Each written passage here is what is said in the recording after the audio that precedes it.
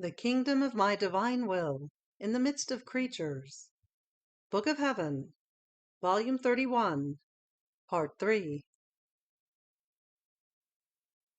September 8th, 1932. Prodigy of the birth of the Queen of Heaven. Ways of communication between creator and creature. Who forms nobility?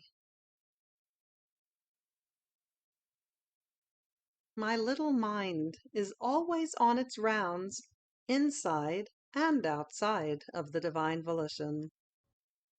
And as much as it keeps turning around it, I never tire. I feel a mysterious force that, attracting me, never says enough, but says, run, search for its acts, love them, adore them, kiss them, and transform your acts into its own, and form your whole life of divine will.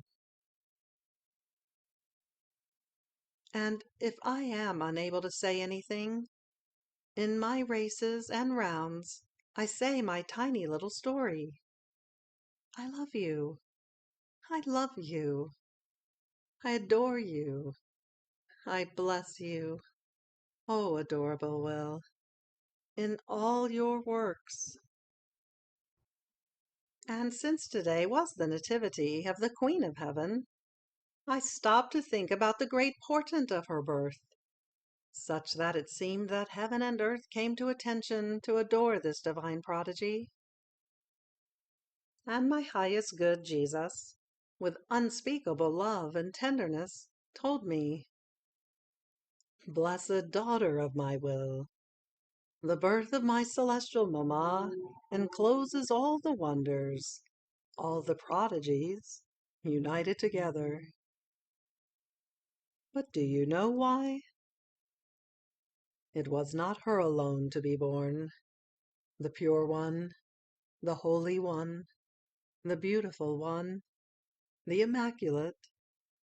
No, no, but together with the celestial baby girl, my divine will was born in her, already conceived and enclosed in her, to form its life, growing and operating, in the gracious little girl. My will, enclosing itself to be born together with her, making use of the organ of the celestial creature in order to operate and form its divine life. This was a prodigy that only the eternal love, the divine wisdom and power could operate. It was not just the life that was given, nor was it merely the gift of freeing her from original sin. This would have been nothing for our power. What stupefied and drew the attention of all was my will being born together with her in the world. So much so that heaven and earth remained shaken, came to attention, felt a mysterious force. That same force that dominated them and preserved the whole creation was the same will of ours that moved everything and placed itself and all creation at the service and disposal of this newborn baby girl.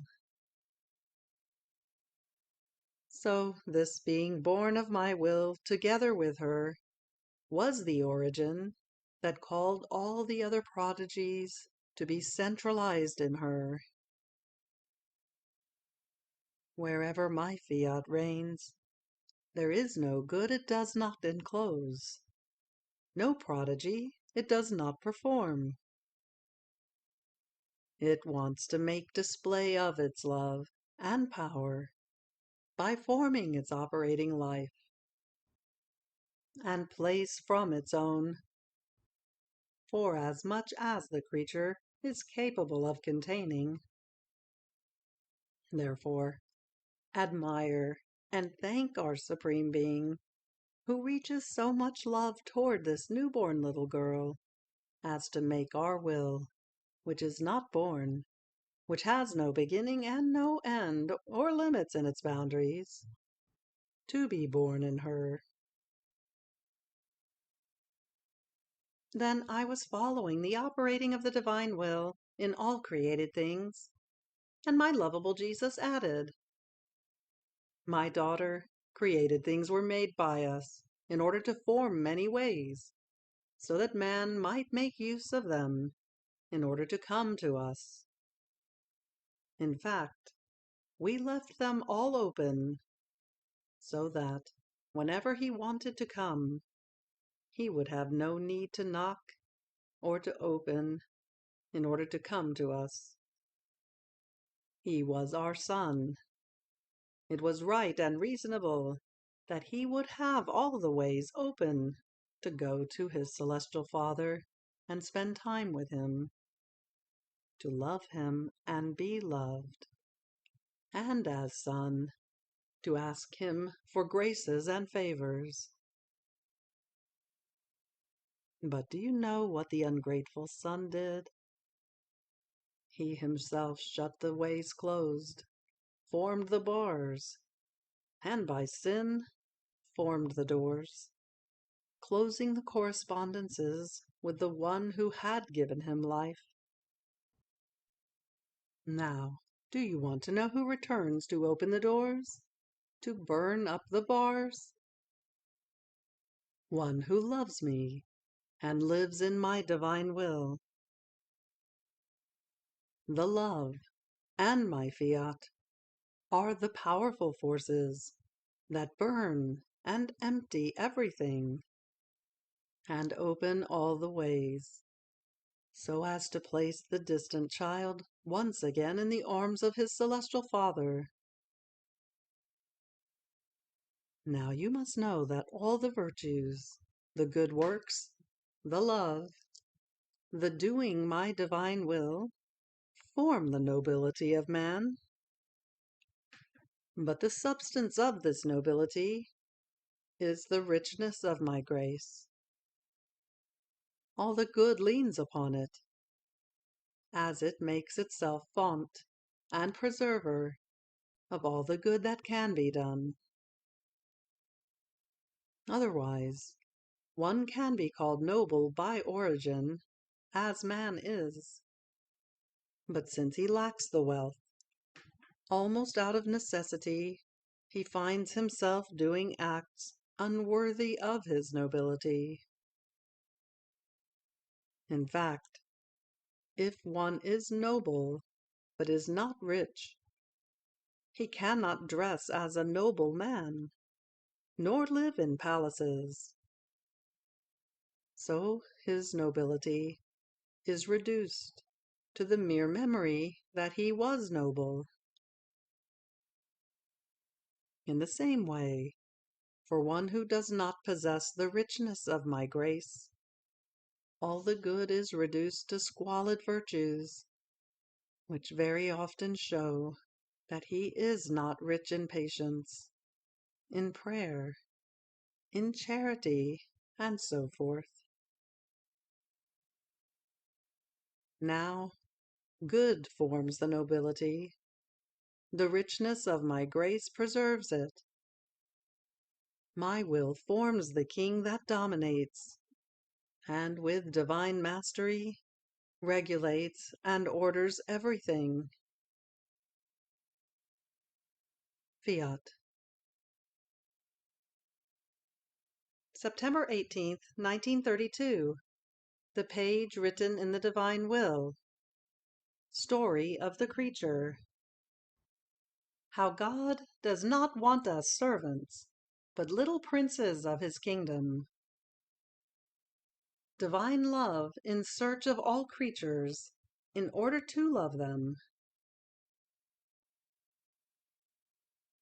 My abandonment in the divine volition continues. I feel myself being hidden by its eternal waves, in which it hides everything. Nothing can escape its immensity. So, one who wants to find everything, embrace everything, hear the story of each one, must enter into this sea of the supreme Fiat. But while my mind was wandering in it, my sweet Jesus, visiting my little soul, told me, "Blessed daughter, my will encloses everything, even more, for each creature. It keeps its written page of how her story is to unfold and her life to be formed." And this page was written ab eterno. There is a footnote here that ab eterno means from eternity. This page was written from eternity, written in the light of our will. So the life of each creature had its beginning in time, but in our Supreme Being it had no beginning, and she was loved by us with love without beginning and without end. Now, the whole creation did not exist yet, and we loved it because it was already inside of us. We kept the great birth of all creatures enclosed inside the sacrarium of our divinity. In each of them, we looked at our written page, her events, her tiny little story, and according to what was written, the more or the less by which our most holy will was to be fulfilled and glorified, so much more intensely did we love her. You did not exist, but our will enclosed you, and we, loving you, gave you the place and rest on our paternal knees. We gave you the various lessons on our Fiat, and oh, how much pleasure we took in seeing you listen and write in your soul, as though copying what was written in our eternal page. In fact, you must know that what we want the creature to do of our will is first done by us, formed by us in our own volition, and then, overflowing from us, our will wants to do it and form it in the creature, making of her its divine field of action. Our love is so great that we want for her nothing other than to do what we ourselves have done, giving her the model of our act, that she may make the copy. And how much help and assistance do we not give while she makes the copy, giving her our own will as her act, as raw material, so that the copy may turn out according to our design. Now, for one who does her own will, each of her acts does nothing other than spoil our design, forming erasures on our written page. Each of our written words contained a special and eternal love. It contained the unfolding of her life according to our likeness, in which she was to enclose her story of love and of fulfillment toward her Creator, of His divine will. The human will does nothing other than counterfeit this page and upset our likeness, and instead of forming the copy of our page, written with so much love toward her, it has formed its own page, written with notes of sorrow, of confusion, and with a story so vile and low that the centuries will have no memory of it, and the Eternal One will not find in it the echo of the story written in His page, in which His divine story in the creature was to be hymned. My daughter, there is a mistaken knowledge in the low world, and they believe that the creature can live as though apart from us. What a mistake! What a mistake! The whole of creation is nothing other than an inheritance come out of us. Therefore, it is our own. It belongs to us. So much so that although we have issued it outside, yet we have issued it as inseparable from us. And we want the honor, the glory of our inheritance, and for creatures to be not our vile servants, but our children, and like many little princes of our kingdom. And this princehood was given to them by the inseparability from our will. So much so that the creature cannot do without it, nor can she live or separate, not even in hell. At the most, some keep it as operating, and some keep it as preserving of their being without giving it the freedom to do good.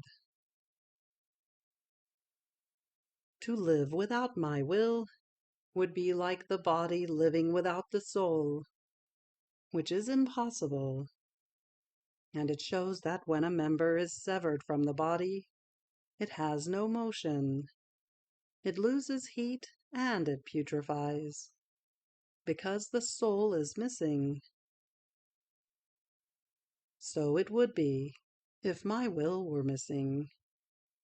Everything would resolve into nothing. Now, the living in my will is precisely this: to feel, flowing in one's whole being, in all the acts, the light, the divine strength, the life of my will. Because where its operating life is not present, that act remains without life, without heat, without strength and divine light. It is as though dead to good. And when there is no good inside, evil is formed, and it ends up putrefying. Oh, if the creature could see herself without the operating life of my will, she would see herself so counterfeited that she herself would be horrified to look at herself. Therefore, let yourself be engulfed always by the eternal waves of my will, in which you shall find your page written, your story woven with so much love about you. In this way, what we have disposed of you shall no longer affect you. You shall find everything as things that belong to you, and that by absolute necessity must form your life, fill your story, and satisfy our need of love, wanting ab eterno to make our will known. Again, there's a footnote about ab eterno, meaning from eternity. Wanting from eternity to make our will known. Be faithful, and do not hinder our love, and leave us free to carry out our admirable designs formed upon you. After this, I continued my abandonment in the divine Fiat, and my sweet Jesus added, "Good daughter, one who does and lives in my volition rises into the unity of my will, and in it she descends into all things, to give me her love in all things, in all creatures and acts of theirs. And I, my love, as much as I do to love you in all creatures, and in all of their acts, wanting to cover them all with my love, so that you may receive nothing but love from them. Still, I see that not all of them love you. This is a sorrow for me, because I think that my love has no vital strength, and therefore I am unable to make you loved by all. And Jesus, my daughter, it is the strength of the unity of my will that flings you over all and over everything, to love in everything, and give me the requital of the love of all. And if they do not love me, I cannot say that I do not receive your love. On the contrary, in your love, I feel the notes of love that all should give me. And oh, how happy I am. You must know that this is our divine office. From the height of our sole and only act, which we never interrupt, our light, love, power, and goodness descend and go on tracing all the acts, the heartbeats, the steps, the words, the thoughts, in order to mold them, invest them, seal them with our love. We feel the irresistible need of love to go in search of everything and of everyone, and we let nothing escape us, not even a heartbeat, without giving the creatures an I love you of ours. Yet they do not love us. Even more, there are some who escape from under the reign of our love. But in spite of this, we continue. We do not stop, because our divine nature is love, and it must love. And we feel the contentment, the happiness that our love gives us by loving, as it has the virtue of loving all, of extending to all and everywhere. Nor would there be full happiness in us if our love were to suffer the impotence of not being able to love everything, or of stopping if it does not see itself requited. In the same way, you continue to love us for all, and to engulf all into our love. And even though you may not obtain the whole of your intent, you shall feel the notes of our love, bearer of happiness, that you want to love us for all. Fiat. September 25th, 1932. The divine will calls for the life of our Lord into the soul. Abandonment calls for his works. Right that the divine will gives to one who lives in it.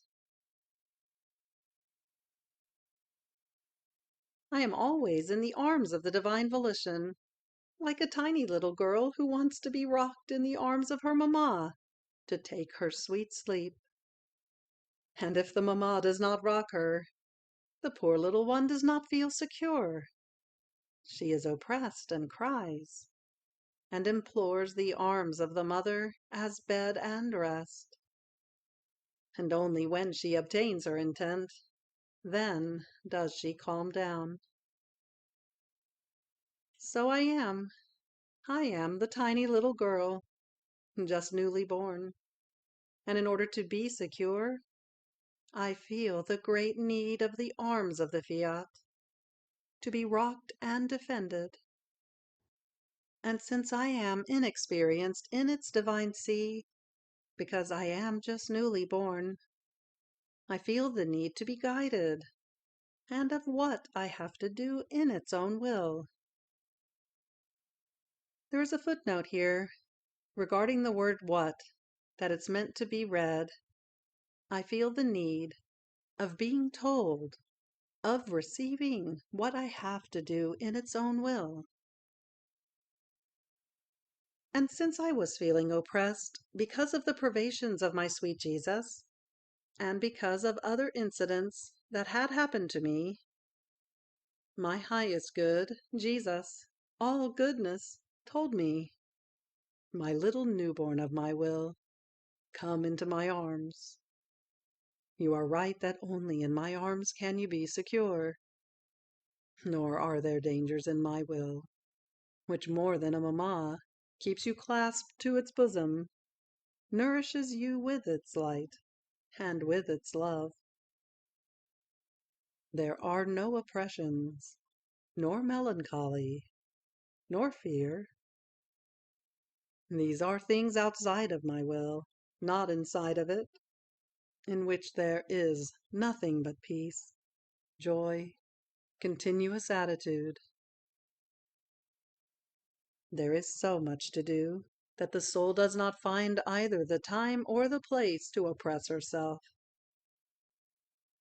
And besides, oppression is lack of total abandonment in my arms.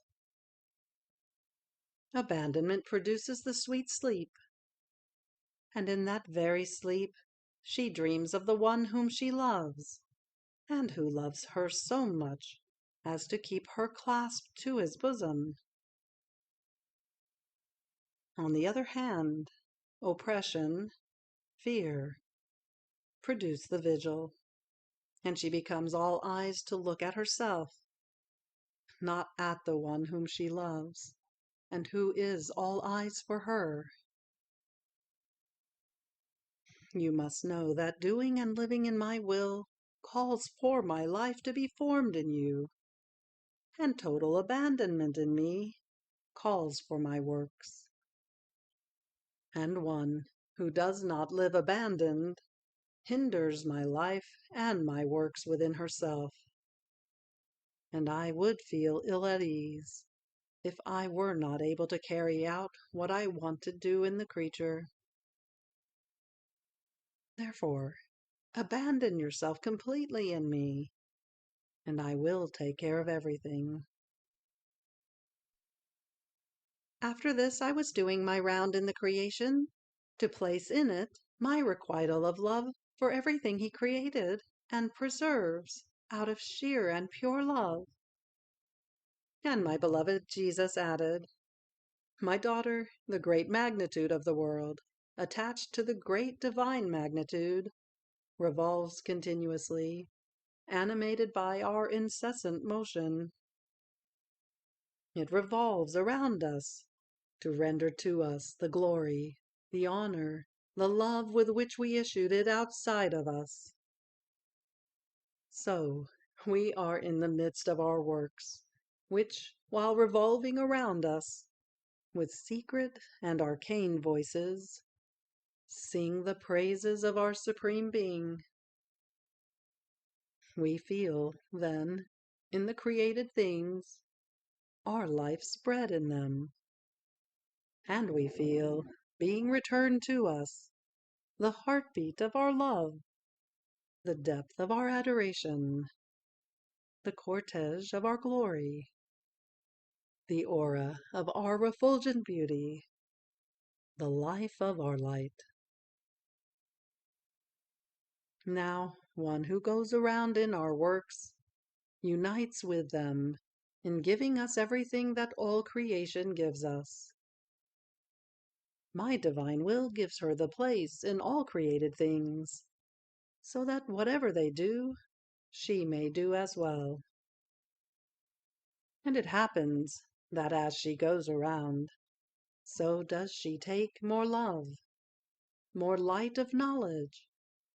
She embellishes herself more. It is an enchantment to see her. As she goes around, she takes into herself the life of her Creator, and she copies it. And my divine Fiat gives her the right to hold her place of honor in its works.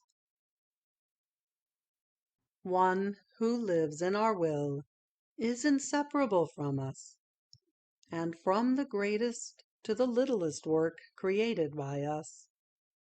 Its creative and unitive strength unites her with everything, with indissoluble and perennial bond. Fiat. You have reached the end of the Book of Heaven, Volume 30, Part 3.